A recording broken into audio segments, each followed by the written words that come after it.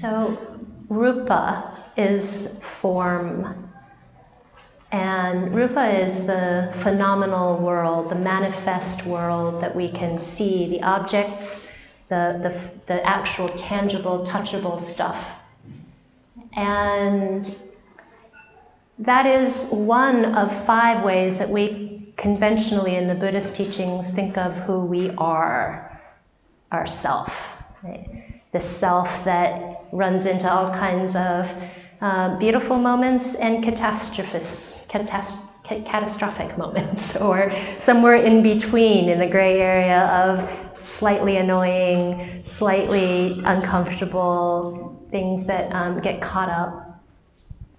And the other aspects of form are more volatile. They are collectively known as the aggregates, Rupa being the first one.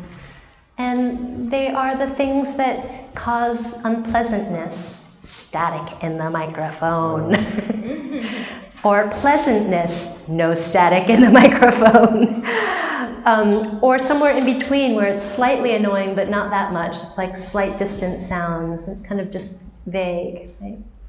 A sense of what triggers us, different sensory things arising in experience that are pleasant or unpleasant. These are also part of the world of our form, but again, they're harder to kind of tangibly feel. They're just happening. And similarly, we have perceptions around these things. There's static that happens in the speaker, and then we form sort of a relationship to it. Oh, it's coming from the speaker. That's our perception of it. Sanya. And then there's some sort of like mental formation around it that gets more consolidated, and in a way it starts to inform our nervous system. Like it becomes like a conditioned response, like, I don't like that. I pull away. I found myself doing that during the standing meditation, fiddling with the position of my microphone. Can I make it go away? Like that was my mental formation taking hold of this form. And then my insight around it, like, I know I can fix this. I'm sure I can. Like some discernment, like it's got to be because of this, right? And this is all just happening. Meanwhile, things are just changing. Things are as they are. It's easiest sometimes to work with the first of these forms, the felt objects of things. Like they're less of kind of mental and emotional, right? We can feel them. But very often in our life, as I was saying, we don't have a connection to Rupa, to form. We just kind of live in all the other aspects of form, which are our thoughts and our perceptions and our volitions and our habit energies, and we just kind of get stuck there. And meanwhile, things are changing, but we kind of just end up consolidating around ideas and what we think, what we believe, what we expect. When things don't turn out that way, how then we try to reconceive of it or logically get us out of that or change it somehow. But meanwhile, everything down here is just overlooked, right? or not included. But as you were sensing through practice, maybe, there's such a rich opportunity for the form of the body to have its intelligence and to start letting some of the tendencies at least be met from a sturdier form and energy that's more gracious and spacious, that can navigate or at least stay more centered and grounded as these different volitional aspects and perceptions bounce around. That, oh, there's the form of my body that's okay, and that I can actually maybe metabolize these aspects a little bit more skillfully when I physically feel connected, embodied, and steady. Yeah. and then emptiness. Let me actually back up. So sometimes when I look at the language of the Buddha and Pali and Sanskrit, I get really curious about how that gets translated across cultures. And I looked at I know that the Chinese for form is not xing, it's not the body, but it's really interesting. 色色空空, 色是即时, and 色 is the translation in Chinese for form, and 色 is color. Color, shape. Yeah. It's like something has color because it's being seen as a color. Right? It's really interesting. Color, shape, texture, 色, and form, but form from light. Right? That's what color is as a translation through our visual cortex. And when I think of form as color, it changes things a lot because color is always dancing according to shifting light. There's always a changing aspect to color and shape. And there goes my volition. Let's see, maybe, I think Matt might have a solution to move it just a bit closer. And when we then look at, because that's form, does everyone feel clear about like how the teachings of form are more or less structured? It's far richer than that as well. It goes into concepts of, well, these changing states are then actually pointing to what's called an apophatic, apophosis, a negating theology of not self. There isn't actually an essence of me, because what am I but these changing states? What are you but these changing colors, textures, forms? Right. And that can feel a little like, what? Not self? What? A bit vague and elusive, and we like knowing things. Kind of, we like the tangible control of our experience. But when we say, well, there's not a self, what does that bring up? Right? Not a self is in an empty sense of experience. In Pali, sunyata, and in Sanskrit, shunyata. I can never get the roll of my tongue for that one. Shunyata. Sunyata in Pali, emptiness. But it doesn't mean nothingness. It doesn't mean nothing. It is actually, again, I'm going to go back to the Chinese character because I think it really encapsulates it quite beautifully. It's kung. Kung is a cave and a carpenter's square. And a cave, a carpenter's square, if you're not familiar with carpentry, is used as a tool to make right angles. In Chinese, it's also gong, which means to work, to create, to craft. Yeah. And so you've carved out the cave, the space of potential for work, for action, right? For expression, for creativity. So emptiness, also in the Pali, the original Sanskrit and Pali means zero, or it means hollow. And the root word sun was a swell, like an ocean swell. Right? And the swell happens, the swell of potential, of infinite potential. But that can be super hard for us to get our heads around. Infinite potential. What does that mean? And what it means is that, for me, we're letting go of fixation, something fixed, something set, something absolute, something definite, something that is of essence and therefore unchangeable. Right? And instead, everything is interdependent. Everything is changing because the light is changing. Everything has potential because here we are, changing states. And where we get stuck is when we get really fixed on, this is really terrible, how is this going to be solved? When will it be solved? When am I going to be better? How am I going to measure up? How am I going to not keep falling short? How am I going to get rid of this discomfort? How am I, what all these narratives that kind of make it feel like whatever's going on is fixed. But if we can recognize that, just like as we stood at the beginning and then you stood at the end and there was a very distinguished or distinctive feeling in the room, and maybe individually for you, a shift, a change, right? Then we see opportunity to see, actually, there's a lot of potential to meet what's coming up and see what other ways it can move.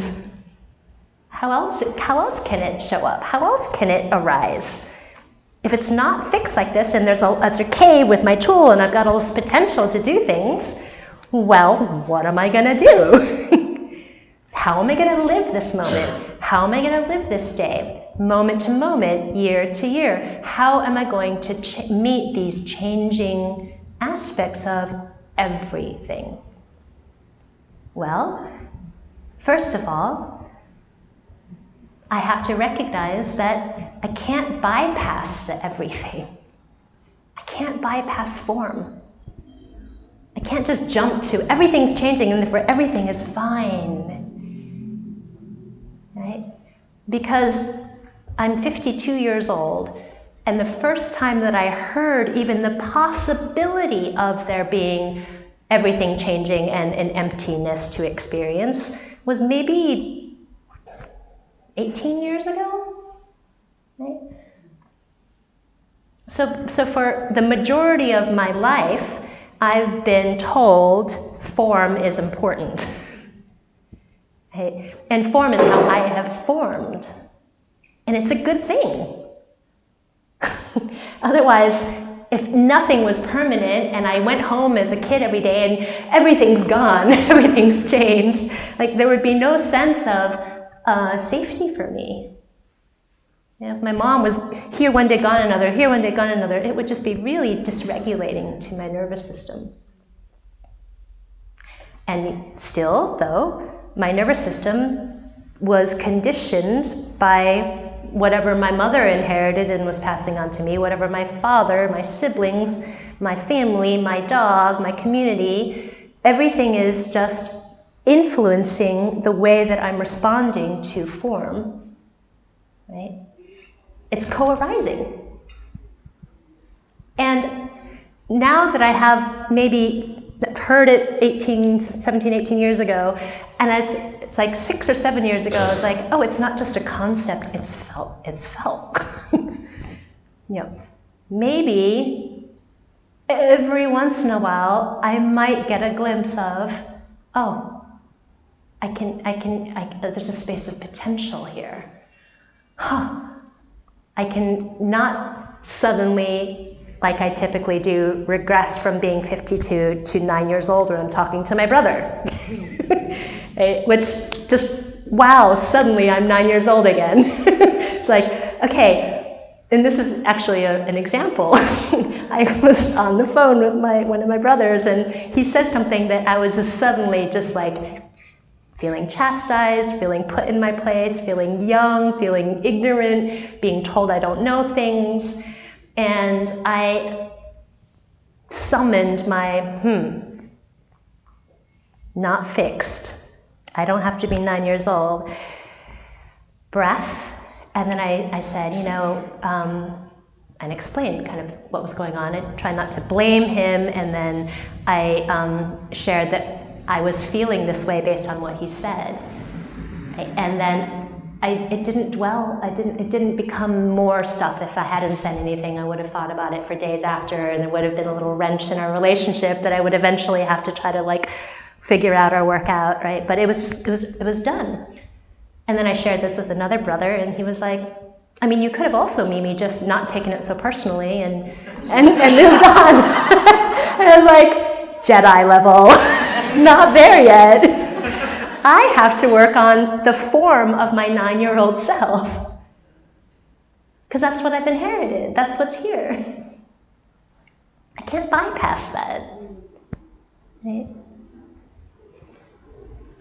So when we start looking at the relationship between emptiness and form, right, it's really helpful to look at when form causes a lot of friction.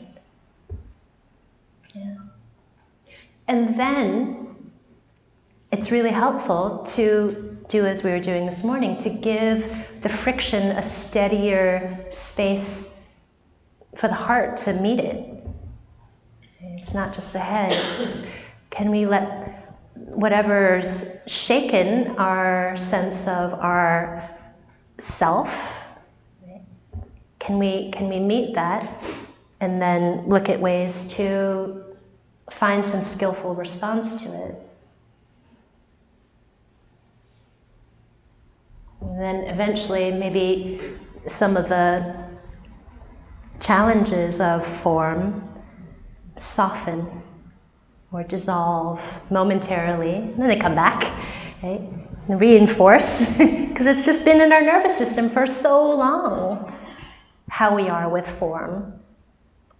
But then we soften even momentarily, and then there's this possibility of not fixed, maybe a different way.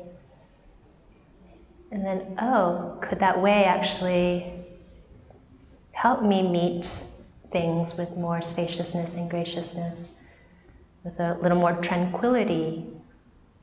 Can I notice what's happening from the external form world and how it's translating internally? And can this sense of the internal and the external not create so much separation? Like, my problems caused by this. But just, okay, caused by this, happening here, at the boundary, this is frontier, how am I going to meet that? Yeah. And that's where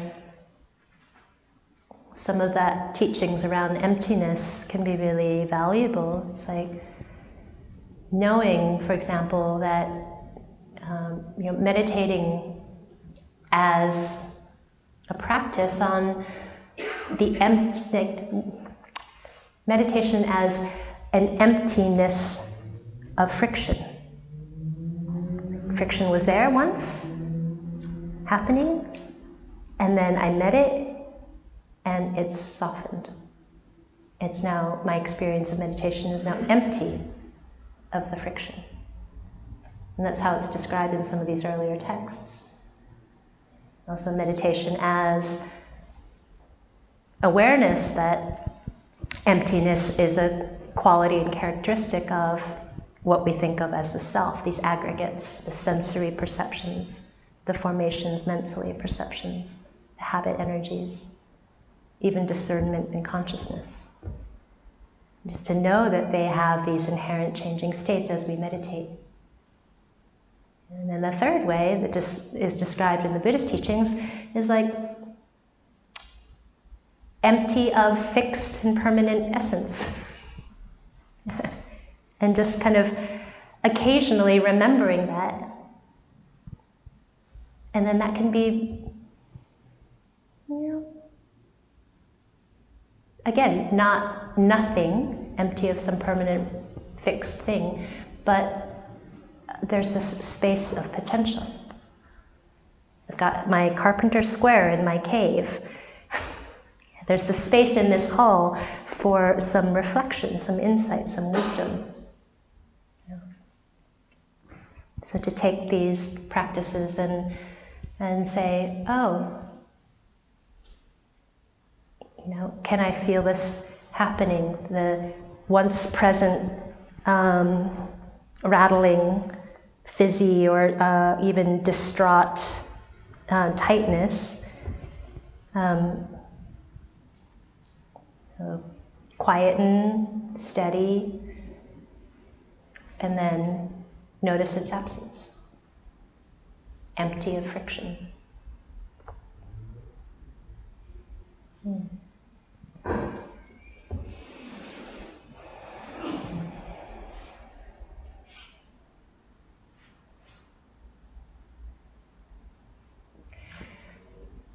There's a lot of commonality between Buddhism and Dowism, and there's also some distinctions. And this idea in your little handout of the Heart Sutra, right? That form is emptiness, emptiness is form, gone, gone, gone beyond, dissolved into everything, awake right here. It's the kind of mantra of the Heart Sutra, translation by Martin Aylward. But I really like that translation. It's like dissolved into everything and then very present, very open to what's arising.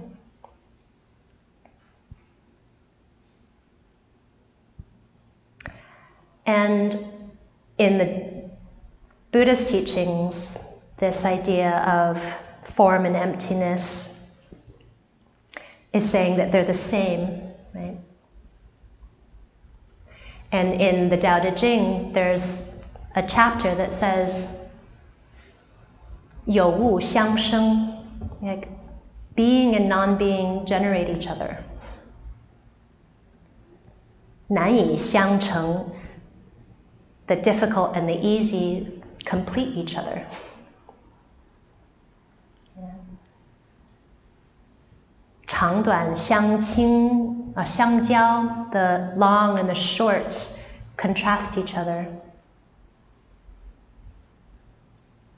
etc. Like it really points to how one thing exists because something else exists. The beginning of that chapter says, the whole world knows goodness is goodness.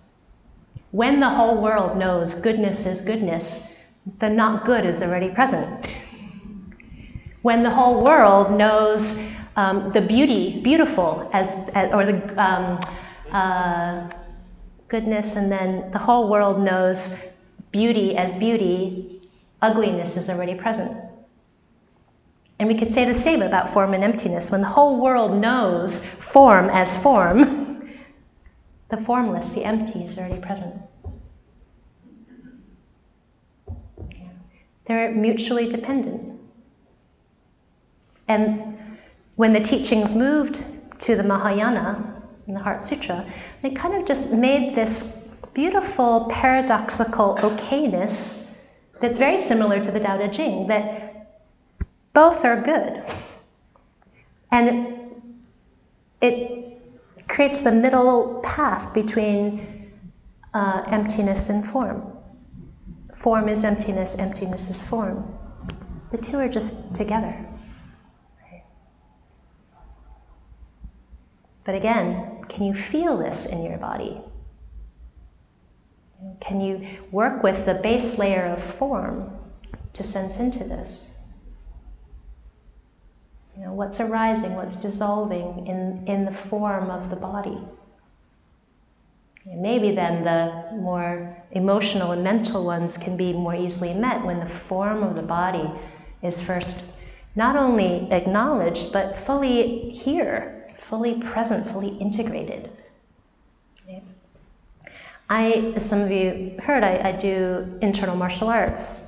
Sometimes in my Qigong practice or in my internal martial arts practice, Tai Chi, Bagua, it's one of the hardest practices I've ever done. It's kind of like calligraphy. I tried it and I was like, oh my gosh, this is going to take me a lifetime. Like, you don't move the hand, you move your dantian. Huh? And so sensitive, the brushstroke. But it was like that when I started Tai Chi in Bagua. Like, what? You want my whole body to move in unison as one? What? Right? You want to do this? You want me to be super relaxed as I walk in a circle, feeling very unbalanced and having every one of my muscles activated but relaxed? What? Right? My Tai Chi teacher, she saw me when I began. She's like, "You're a bit like ice." Okay, she's like, "You need to melt." Right? And this was 5 years ago. And so I started like thinking, okay, ice, melt, okay, flow. And I saw her just yesterday. And I was like, yeah, I remember you telling me I was kind of like ice when I began. She's like, "You're still ice." You're more like the ice at the bottom of the waterfall. And it's starting to melt. Everything below that is water now, but you just have that little surface of ice still. So, okay. But I bring this up because there have been moments in my practice when I'm moving that all of a sudden everything in my body is present. There's not a single muscle, tissue, toe, tooth that's not in my awareness. And I'm in those states. And then the beautiful thing is, like my Shifu, he says, when you're in those states, don't make it a state. He's like, the great Tao knows the simple. Right? And it's true. When I'm in those states, I've said this to my husband, I'm like, it's kind of simple. It's just there's the emptiness of friction. There isn't friction going on. And it's that simple. And then, of course, I start going through my day and all the friction arises again. But for a moment, I'm like, oh, it's empty. And I haven't bypassed any form. The whole form is integrated. In Chinese, there's harmonies, internal harmonies. The heart harmonious with intention. Intention harmonious with qi, energy. Qi harmonious with strength, li. So when your heart and your intention and your energy and your strength are unified as one, then you're harmonious. Right? But we can't bypass any of those, but we typically do. Our strength is often very different than our heart or our energy or our intention. Right? So to really integrate those is one way to also then step in the direction of the formless, the empty.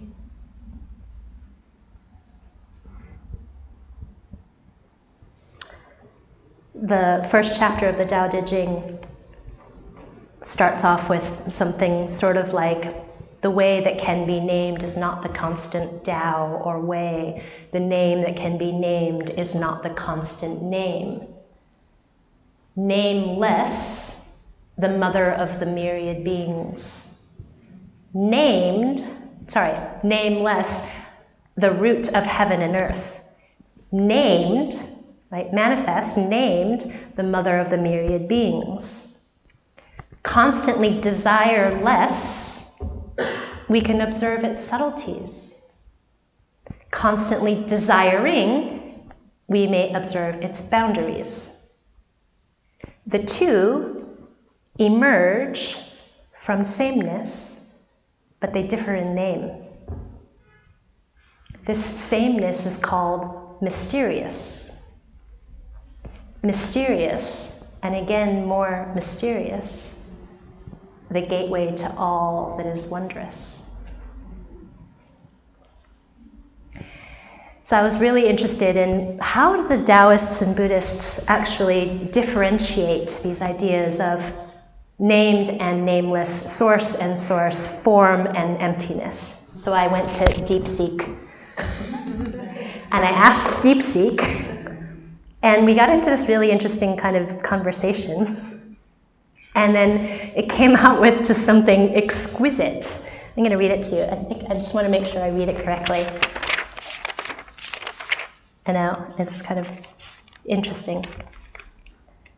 Said, Taoism, the Tao is nameless, but it mothers all, and it's a generative silence. In Buddhism, all things are empty with nothing to grasp, a liberating void. And then this is a sentence. This dance between Taoist and Buddhist apophasis, which is a negation, like a negative theology, like not this, not that, not self, but not self, right? can't name the Tao, but it's the mother of all things, nameless. Like this dance between Taoist and Buddhist apophasis is like two shadows cast by the same moon. One lingers on the mystery of the source. The other dissolves even the ground beneath our feet.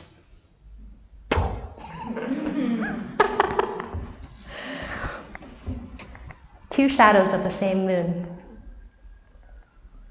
Yeah. So that's what is our possibility.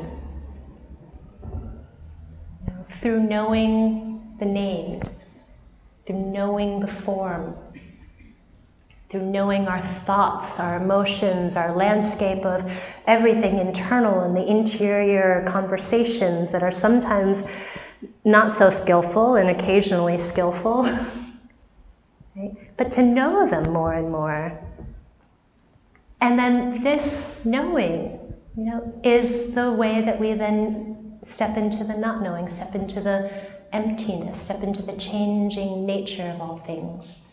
And this brings blessings, not just for ourselves, but it gives great blessing to others when we can share this comfort of, there's an ease with the not knowing, there's an ease with the change. Things happen and they can be metabolized and not get caught up in so much reactivity. This then becomes a great blessing for others and the welfare of others. So this is our practice and our possibility.